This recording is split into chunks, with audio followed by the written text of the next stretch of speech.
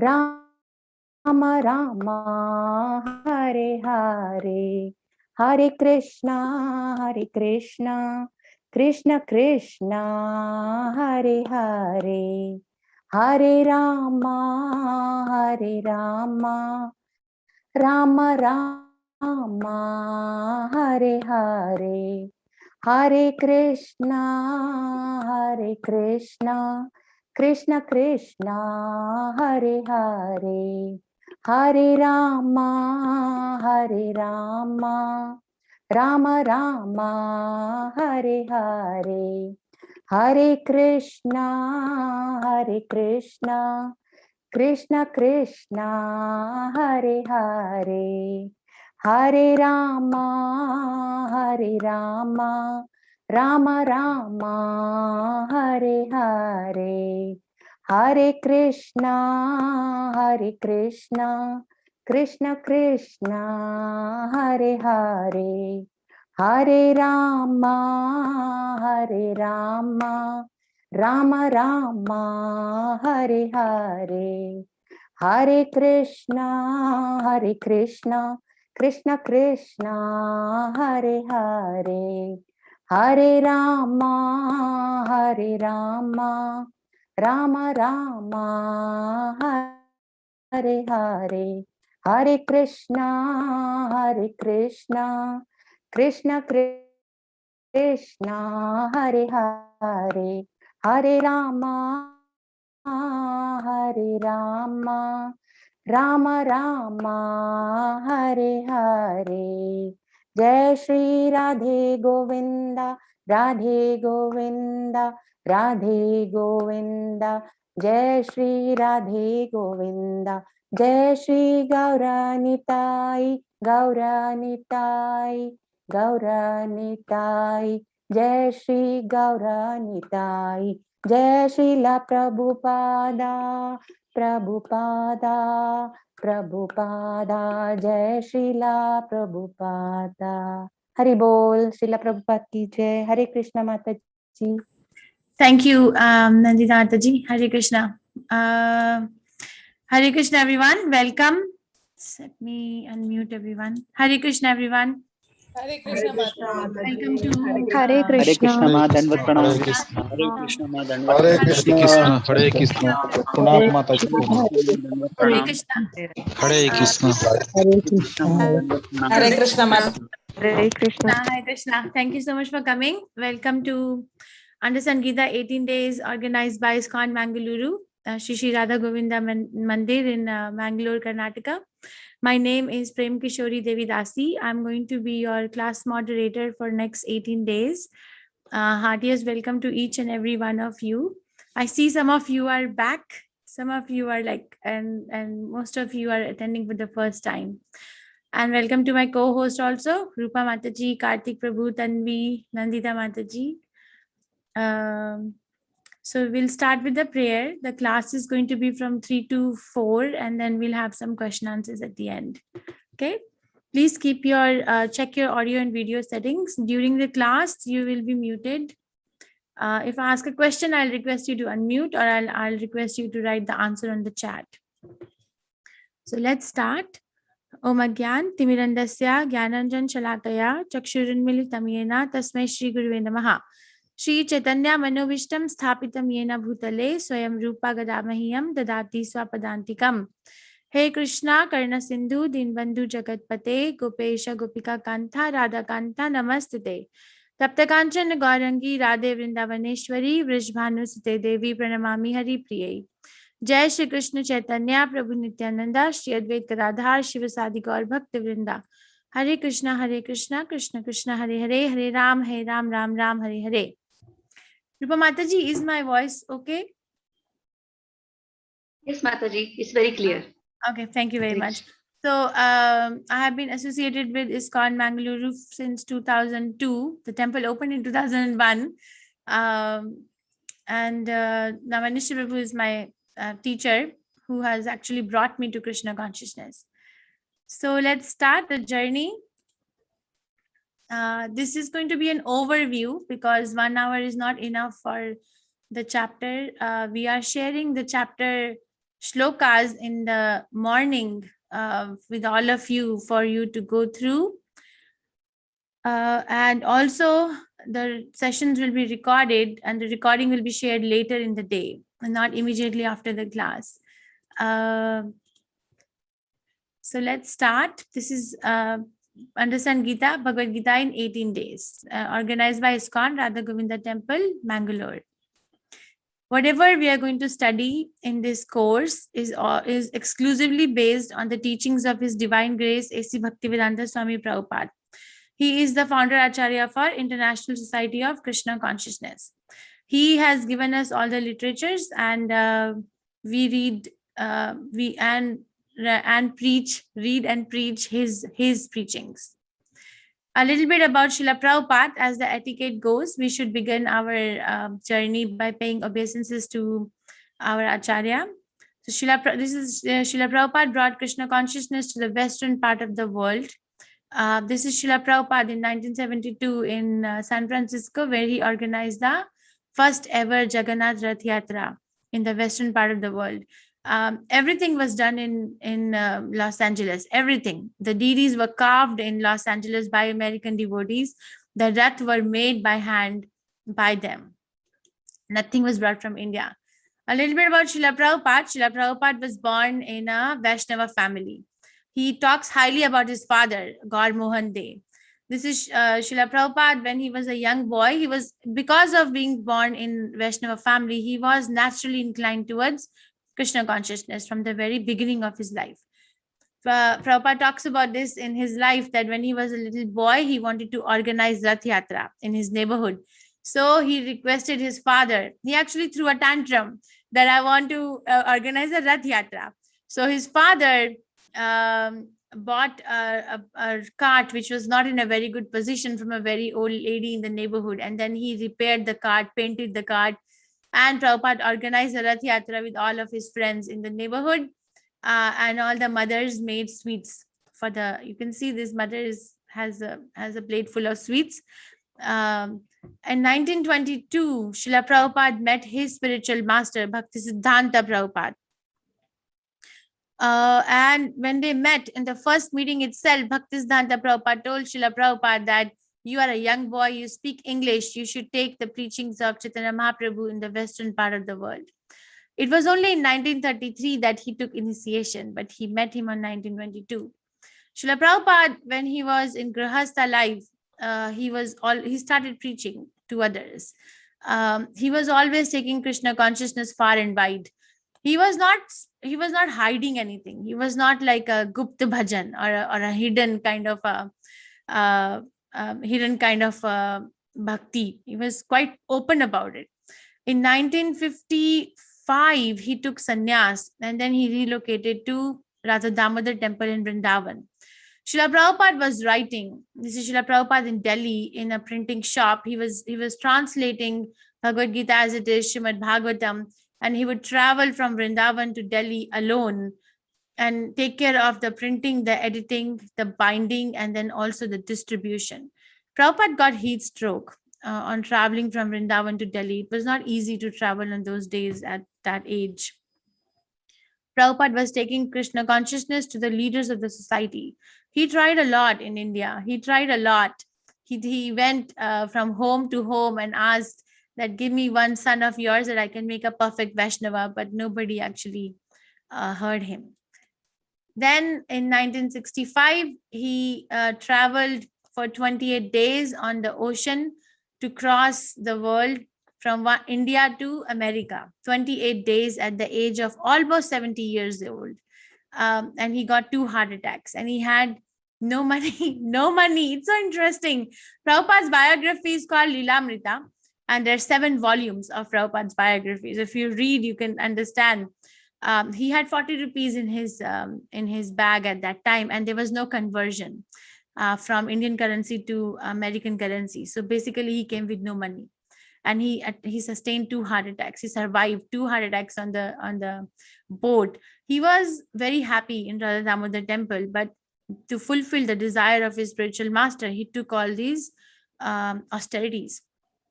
Prabhupada started International Society for Krishna Consciousness in New York And how he started, he used to chant Hare Krishna. He used to do Kirtan of Hare Krishna from 2 p.m. to 5 p.m. in a public park called as Tompkinson Square Park in New York. He did not know anyone. He used to live in a Bowery Street. If you see that street is like a filthy place, a very, very filthy place. That's how the local boys and girls in New York started dancing on his Kirtan. And that's how the movement was started. Prabhupada, this is first ever performance of Hare Krishna dance or Hare Krishna Kirtan in the public. And it was when other jazz dance, and then Hare Krishna had some little bit of a spot in the concert. And Prabhupada danced and chanted, and everyone danced with him. This is very elaborately explained in a book called Miracle on Second Avenue by Mukund Das Goswami. Prabhupada sent his disciples far and wide across the globe to start Krishna consciousness. These are his disciples in United Kingdom. This is George Harrison. This is Prabhupada in Moscow. Prabhupada was taking Krishna consciousness everywhere. Okay, this is Prabhupada speaking to prominent leaders of the society in far and wide countries. Prabhupada gave us over 70 literatures, 70. Srimad Bhagavatam, Bhagavad Gita, Chaitanya Chaitamrita, and so many other small books he wrote, he gave. He wanted us to go ahead. He also started a magazine called Back to Godhead, which we get now. And this is Srila Prabhupada's travel line from 1965 to 1977. Namo Vishnu Padaya Krishna Prishtaya Bhutale Srimate Bhakti Vedanta Swami Iti Namine. Namo Vishnu Padaya Krishna Prishtaya Bhutale Srimate Bhakti Vedanta Swami Iti Namine. Namaste Saraswate Deve Kauravani Pracharine Nirvishesha Shunyavadi Paschatya Desha. So he traveled around 12, or some people say 13 times across the globe, 25 countries, and wherever he went, there was only one agenda: how to preach Krishna consciousness. And there was no other hidden agenda. Okay, after offering prayers to Srila Prabhupada, let's offer prayers to our lordships. Shri Shri Radha Govinda, these are our presiding deities in Mangalore. Let's take their blessings before we go ahead.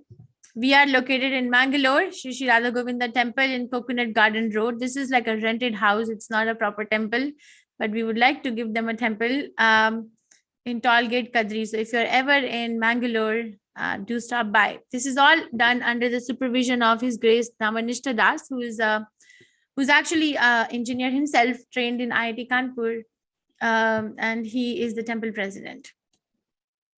So Bhagavad Gita is an epic scripture that has answers to all our problems. It was considered a spiritual dictionary by Mahatma Gandhi, and it is a book of inspiration for many leaders across the planet.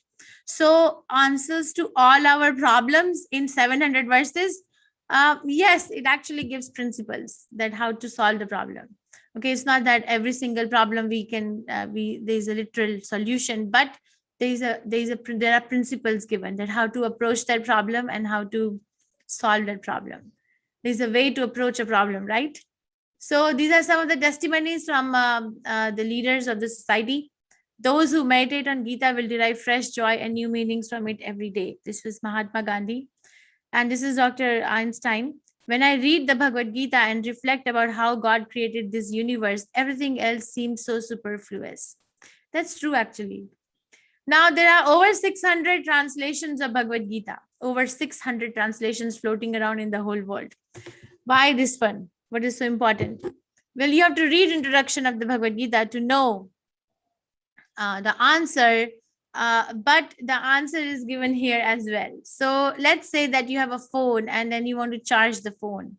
But if the cable wire is broken, you can't charge the phone because the wire is broken. right? So this is because of the lack of contact between the source and the receiver, right? There's no transmission of the electrical energy, I guess, from the socket to the phone, so you can't charge it. Similarly, the message of Krishna must come via unbroken chain of disciplic succession. This knowledge of Bhagavad Gita is received by disciplic succession or a parampara. Okay, so Bhagavad Gita as it is, Srila Prabhupada named it also as it is, as Krishna spoke. There is no personally motivated interpretation. So we can actually go back and track our lineage, that who spoke to who. Like Srila Prabhupada heard Bhagavad Gita from his Guru Bhaktisiddhanta Prabhupada, who heard from his Guru Gaur Kishore Das Babaji Maharaj, who heard from his Guru Bhakti Vinod Thakur, who heard from his Guru Jagannath Das Babaji. Like that, you go, then Narad Muni, and then Narad Muni heard from Brahma, Brahma heard from Krishna. So that is why our sampradaya is called as Brahma Gaudiya Vaishnava Sampradaya, from Brahma. There are 4 bona fide sampradayas, which we will study in 4th chapter. But this, why Bhagavad Gita as it is by Srila Prabhupada? Because it is coming in a lineage of a disciplic succession. It is not that somebody has a PhD in philosophy and then now they have taken up the work of translating Bhagavad Gita. No, it has to be given. All right, so Gita is a vast book. A systematic study of Gita will take about a year. Actually, it may take even more than a year. So in 18 days, we can't do that. So we are focusing on the flow of thoughts between Krishna and Arjun. And the objective is to prepare each one of you for a deeper study of Bhagavad Gita. Okay, don't stay in this level. You have to go ahead. After you after this course, we will offer you the course for the advanced courses, where we will teach you more detail. Okay, there are 700 verses in Bhagavad Gita. Mostly Krishna speaks. He speaks 574 verses. Arjun speaks 84. Sanjay speaks 41 verses and Dhritarashtra speaks 1 verse. Okay, this is the analysis. And these are the different names of Krishna, Arjun, and Bhima given in chapter 1 that we will discuss today. Overview. All these. So whatever name Krishna has, there is a activity or a quality of Krishna attached to that name. For example, the name Krishna means all attractive, which includes, as we will discuss as we will grow further in the chapters, which includes that Krishna has all attraction. He's attractive to each one of us because he has all the attractions that we get attracted to 6 things in the world. A conditioned soul gets attracted to 6 things only. That's analysis of the Shastras, that we get attracted to this, but it actually comes down to 6 things. And Krishna has that, all those things in fullness. Or Krishna's name is Rishikesh because he's a master of the senses, or he's called Madhava because he's the husband of goddess of fortune. So whatever name Krishna has, there is an attached quality or a meaning behind that. Okay. Now this is from introduction. Bhagavad Gita discusses 5 things. In the whole 700 verses, I apologize, 5 things are discussed. What are they? Ishvara, Jiva, Prakriti, Kala, and Karma. So these are the 5 things which are discussed in Bhagavad Gita. So Ishvara means Jiva, Prakriti, Kala. Okay, these 4 are eternal. They are not bounded by time factor. There is no past, present, and future. Karma, on the other hand, is temporary because it is manifested and it is annihilated. Again, what are the 5 things? Ishvara, which is Krishna, the Supreme Personality of Godhead, or Ishvara means the Supreme Controller. Prakriti means the material nature. We will discuss about the 3 modes of material nature, the Rajogun, the Tamogun, and the Sattvagun. Okay, and then Jiva, or the living entity, which includes not only human beings, but all the living entities. Kala means the time factor. And karma means the activity that we do that leads us to have another material body. That's karma. So these are the 5 things discussed. Okay, the mood of Bhagavad Gita is Arjun is bewildered. Arjun's bewilderment and appearance of illusion is to be understood to be Krishna's arrangement. You see, Arjun is Krishna is with Krishna. So there is a verse in Chaitanya Chaitamrita, Krishna Surya Sama Maya hai andhikar. Jahan Krishna taha nahi Maya radhikar. What does it mean? That Krishna is like sun and Maya is like darkness. So wherever there is sun, there is no question of darkness, right? Do you have an experience that there is a lot of bright sunlight and then there is darkness in the same place? We don't, because in front of the sun, no darkness, no amount of darkness can stay. So actually, Arjun's bewilderment is caused by Krishna. It's not that he's bewildered or he's in Maya, but Krishna wants to speak Bhagavad Gita. So he causes Arjun to get bewildered so that he can speak. So this is Krishna's arrangement. If not for Arjun's confusion and bewilderment, there would have been no necessity for Krishna to speak the Bhagavad Gita to rescue him. Although Arjun is the apparent first listener of Bhagavad Gita, it is for the benefit of everyone. Okay, it is each one of us will derive some takeaway points from everyday class. And also, if you read more, then you take away more. Okay, Krishna drove the chariot in the midst of both armies. So this is the scene, right? For those of you who do not know, there was a big war of Mahabharata between the two cousin brothers, Kauravas and Pandavas. And this was the biggest war in the history of the whole world. There has not been a bigger war than that since. The war was going to begin, but Arjun tells Krishna to bring the chariot in the midst of two armies. So when Krishna drove the chariot in the midst of both armies, Arjun was in difficulty in having to fight the battle of Kurukshetra. So he surrendered unto Krishna, and consequently this Bhagavad Gita was spoken. So Krishna did not speak unless and until Arjun surrendered. That's a bigger thing, that if you want to hear, then you have to have a mood of hearing and not mood of challenging.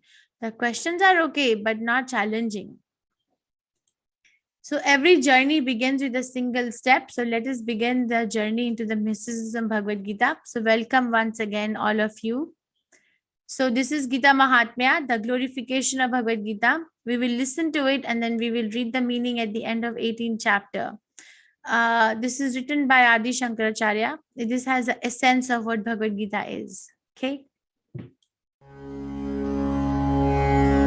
अथ गीता महात्म्या गीताशास्त्रम् इदं पुण्यं या पठेत् प्रयतः पुमान् विष्णुपदम् अवाप्नोति भयशोकादिवर्जितः गीताध्ययनशीलस्य प्राणायामापरस्य च नैव सन्ति हि पापानि पूर्वजन्मा कृतानि च मलनिर्मोचनं पुंसा जलस्नानं दिने दिने सकृद्गीताम्भसि स्नानं संसारमलनाशनं गीतसुगीतकर्तव्या किमन्ये शास्त्रविस्तरे या स्वयं पद्मनाभस्य मुखपद्मादिनिःसृता भारतामृता सर्वस्वं विष्णोर्वक्त्रद्विनिःसृतं गीता गङ्गोदकं पीत्वा पुनर्जन्म न विद्यते सर्वोपनिषदो गावो दुग्धा गोपालनन्दना पार्थो वत्स सुधीर्भोक्ता दुग्धं गीतामृतं महत् एकं शास्त्रं देवकी पुत्रगीतम् एको देवो देवकी पुत्र एव एको मन्त्रस्तस्य नामानि यानि कर्माप्येकं तस्य देवस्य सेवा.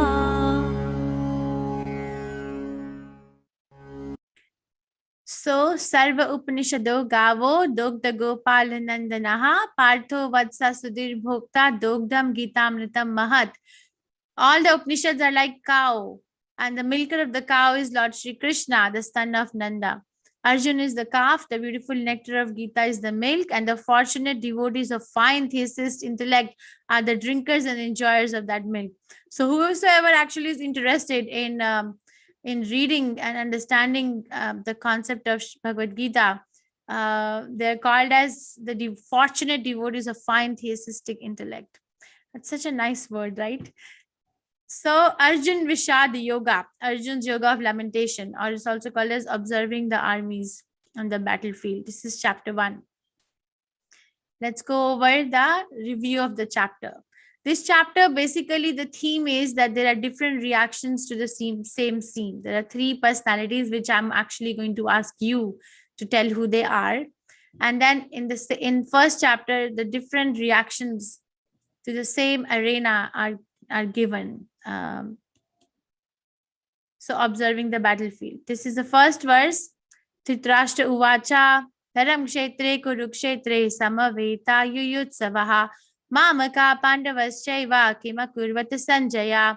So this is the only verse in Bhagavad Gita starts with Dhritarashtra's word, not Krishna, not Arjun, not Sanjay. Okay, so he's saying dharam kshetre kurukshetre. Uvacha means said in Sanskrit. Dharam Kshetre Kurukshetre, the place of pilgrimage called as Kurukshetra. Samaveta Yuyutsava. Samaveta Yuyutsava means assembled together with an intention to fight. Mamaka, who assembled together? Mamaka. Mamaka means my sons. Pandavas. Pandavas means son of Pandu. Cha. Mamaka, Pandava Cha. So Pandavas Cha. So in Sanskrit, the word and is written after. So Mamaka Pandavas Cha Eva. Kimakurvata Sanjaya. What did they do, or Sanjay? So in the field of pilgrimage called Kurukshetra, assembled together with an intention to fight, my sons and the sons of Pandu, what did they do? So what is, okay, so who is this person? Who is this person that I'm highlighting now? Who is this person? Dhritarashtra. Very nice, Dhritarashtra. Trust. Very nice. So very nice. Thank you. So you see, the face is the index of the mind, right? For the most part, if we are not actors and normal people, and face is the index of mind. So if you look at his face, what do you think he's feeling? You can write to me in the chat. Come on, please write to me in the chat. What do you think that he's feeling when you look at his face? You see, Sanjay looks in ecstasy, but he looks like what? Bewildered, agony, scared, anxious, confusion, worried, confusion, afraid, angry, intention, scared and confused, concerned, curious and worried. Okay, he is thinking, angry. Okay, very nice. So Prabhupada, if you read the purport to first verse, Prabhupada explains 2 things. What are the 2 things that Dhritarashtra is feeling? Apprehensive, okay? He says he's feeling doubtful and fearful. So doubtful and fearful. He is doubtful. Okay, let's discuss this verse a little bit further. Okay, so there are certain words used in this verse. So, Dharam Kshetre, Kurukshetre. So there is a culture in especially in the southern part of India, that if something auspicious has to happen, then they overboil the milk on the hot stove. Right? In northern part of India, it's not considered auspicious, but in southern part of India, they do it deliberately to embark the beginning of some auspiciousness. Mane Dharam Kshetra Kurukshetra is that it's an auspicious place.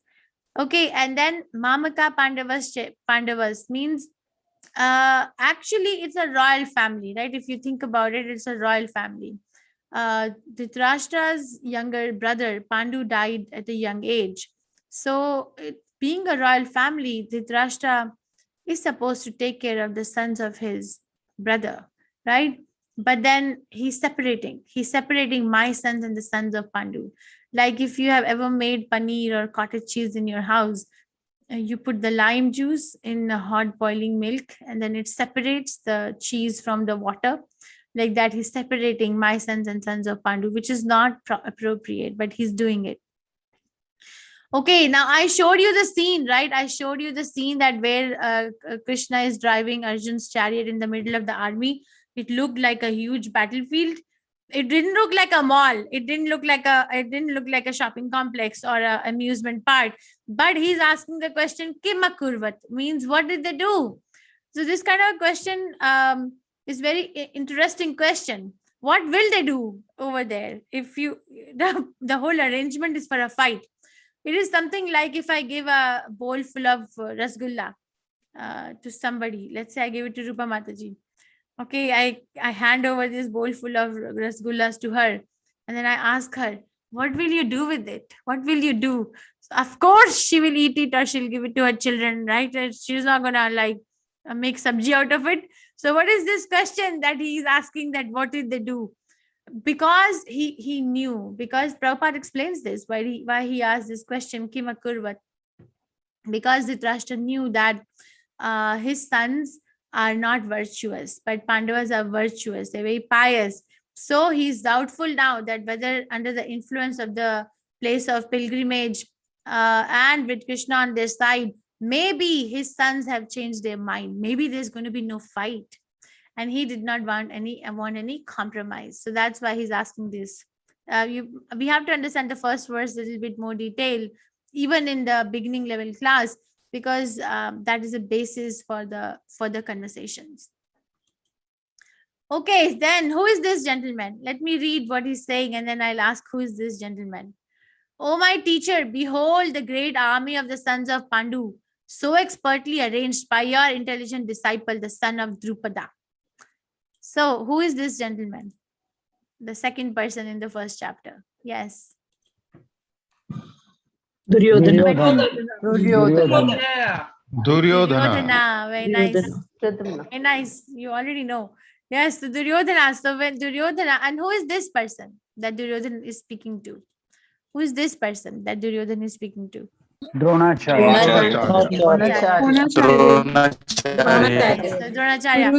Dronacharya.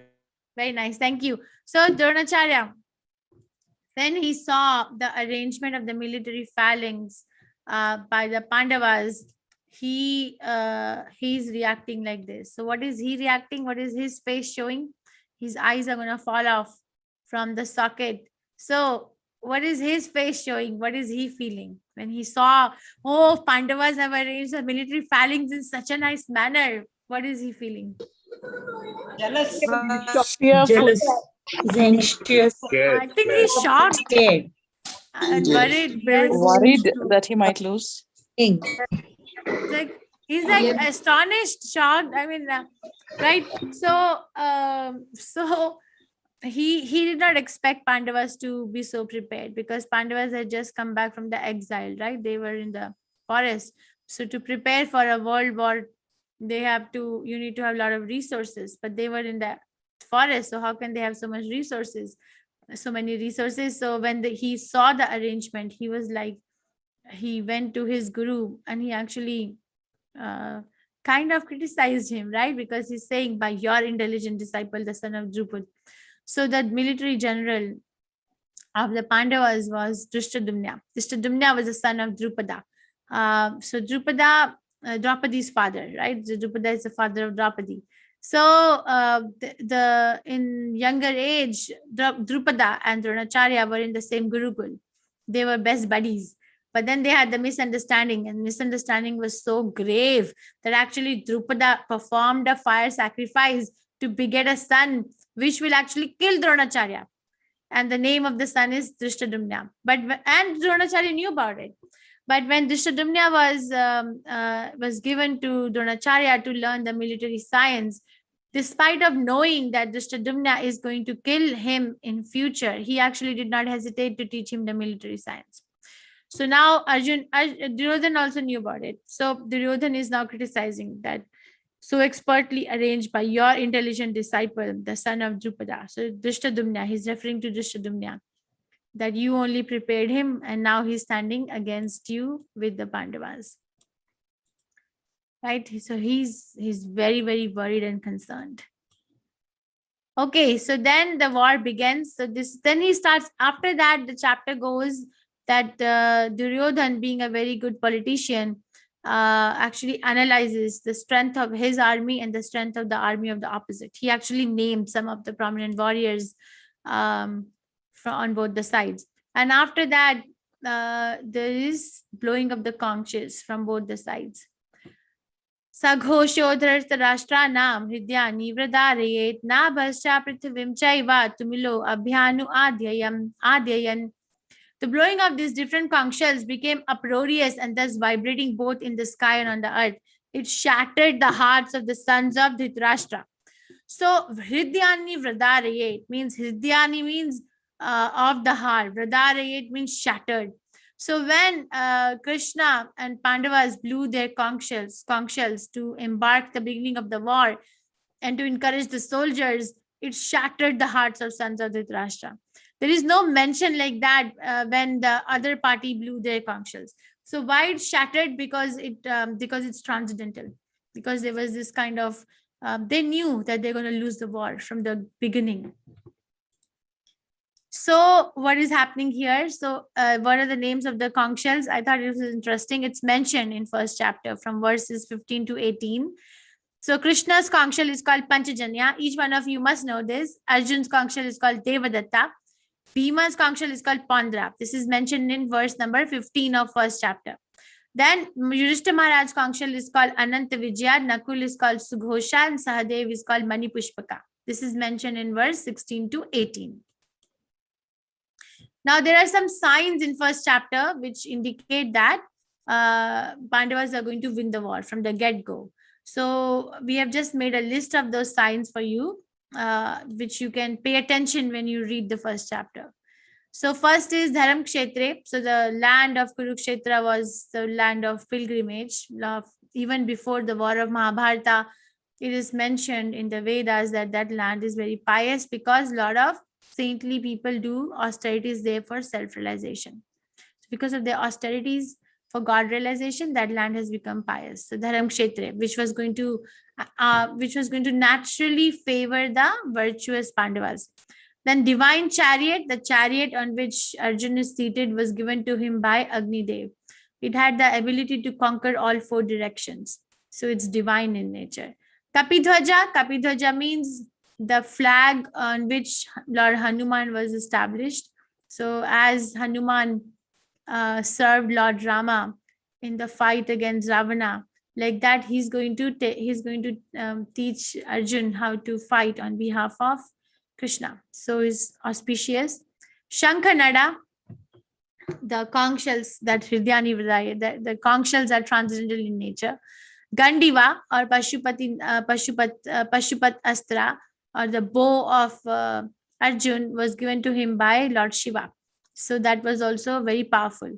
It was a day of Mokshada Ekadashi. The day Bhagavad Gita was spoken, the first day of the war is Mokshada Ekadashi. It comes in December. Hridyani Vradarayet, which I just showed in verse 19, that blowing of the conch shells from both the sides shattered the hearts of the sons of Dhritarashtra. Then Bhishma's conch shell to pacify Duryodhana in verse 12. If you read first chapter, Bhishma Dev is blowing his conch shell, and his conch shell blowing is actually an indication that Duryodhana, you're going to lose the war anyway. Then wherever Krishna is, Bhagya Lakshmi or Mother Lakshmi is there, so her presence is auspicious. On top of everything else, Hrishikesha, or the Supreme Personality of Godhead, or Hrishikesha means the proprietor of the senses. Krishna is on the side of Pandavas, right? So wherever Krishna is, there's definitely going to be a victory. So it is already clear from the get-go that they're going to win the war. Okay, who is this? The third person in the first chapter. Who is this? Who is this? Arjuna. Arjun, very nice. Arjuna. Very nice. Thank you very much, Arjun. So what is Arjun feeling? We discussed the feeling of Dhritarashtra, of Duryodhan, and now Arjun. So what do you think he's feeling? Why don't you write to me in the chat? What do you think? I think I can focus a little bit more. Okay, I will focus back. And I will pay attention to this picture where Arjun is standing ready to shoot an arrow with his helmet on the head, and he looks well prepared. And pay attention to this picture where the bow is slipping out of his hands and his helmet has fallen down, the arrows are down, the bow, and he looks a little bit scattered. So what is his feeling? bewildered, sad, pain, tensed, broken from inside. Broken from inside is not a feeling, confused and not willing to fight. Okay, lamenting. Lamenting is also an assessment, not a feeling. Worried about the consequences, that is also not a feeling. That's assessment. Worried about family. Worried. Okay, he wasn't ready to fight with his brothers. Doesn't want to fight his own relatives. Sad, scared, dejected, compassionate, confused, sinful. Sinful? Why sin? Compassion. Sinful? He can't kill people he loves. Annoyed. Okay, thank you very much. There's so many messages which I didn't read. So you see he's crying because he only foresee the misfortune from this fight. He tells Krishna to drive his chariot in the midst of two armies so he can analyze that who's standing in front of him to fight. Right? Senayor Ubhayor Madhye Ratha Stapitam Me Achita. He tells Krishna to establish his cart his rath in the middle of the two armies. And Prabhupada writes there that he wanted to see who has assembled there to fight with him. So he gives reasons to Krishna that he's not going to fight. He actually gives 5 reasons, but 4 out of 5 reasons are given in chapter 1. So he gives reason compassion, which is mentioned in verse 28 of first chapter. He says, Krishna, my family is an object of my compassion. I'm not supposed to shoot an arrow and so that my grandfather Bhishma or my teacher Dronacharya or my cousin brothers will lay dead. No, they're object of my compassion. Okay, and then he says no enjoyment in verse 31. Krishna, even if I win this war and my family is dead and gone, who am I going to enjoy with? Right? That's our understanding of enjoyment. What is that saying in Hindi? Jungle mein mor nacha kisne dekha? So, like that, if you have some big mansion in the middle of a forest, who's going to see it? Like, what's the big deal about it? Right? So, if he wins the kingdom and there is no family to relish this victory with, then what is the enjoyment? That's our understanding of enjoyment in the material world. Sin in verse 36 says that Krishna, the elders of the society of the family, are not to be given even verbal fight. Forget about giving them a physical fight so that they literally die. So it's sinful. He considers this act as sinful. Sin will overcome us if we slay our family members. Then he gives a reason in family traditions. This actually is a very nice hierarchy, starting from verse 38 to verse 43, that how family tradition will be destroyed. He says if our elders will become slain, then there will be no one to give us the traditions of the family. We learn traditions of the family from our elders, but if they're not there, who's going to teach us? And the men will become distorted, and then women will be exploited, and because of the exploitation of the woman, Varna Shankara will come out. Unwanted population will come, and that unwanted population will not follow any traditions, will actually cause havoc in the society, and all the community and the family projects will be destroyed. So everything I foresee only sin. So he's saying doesn't fight. And in tomorrow's chapter in verse 6, he's going to discuss the 5th reason why he doesn't want to fight is indecision. He says, I know that I'm a Kshatriya. I know I'm supposed to fight. This is my responsibility that I'm supposed to fight. But at the present moment, I am undecided. Okay, so these are the 5 reasons. But whenever I do this, I get convinced that yes, Arjun should not fight. But tomorrow when Krishna starts speaking, oh Krishna, then everything will change. Okay, so there are the 5 reasons. So these are the feelings of Arjun described in first chapter, which are actually the symptoms of compassion. You see, when I showed you this photograph, let me go back. When you see this, Arjun standing like this. So this is described by Vyasdev, literally what he's really like, what are his symptoms at that time.